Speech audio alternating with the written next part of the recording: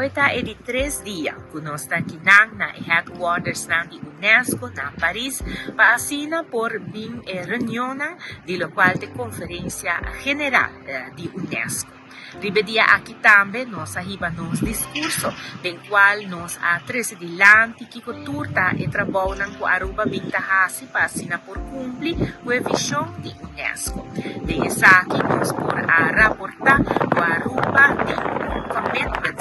grande na quando nós está comprometido e a mostra aqui também dor de Duma e presidência, de lo qual está em programa de UNESCO Memory of the World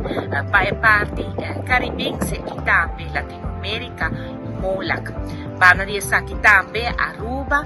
tinha presidência, de lo qual está em programa de IO Caribe, que é sunco da sale na vanguardia, de lo qual está nos la mana. Para essa aqui Aruba bing também trazer um programa para portar UNESCO scholen e dessa aqui me serviço já acaba 4 escolas na Aruba com a carga e visão de UNESCO.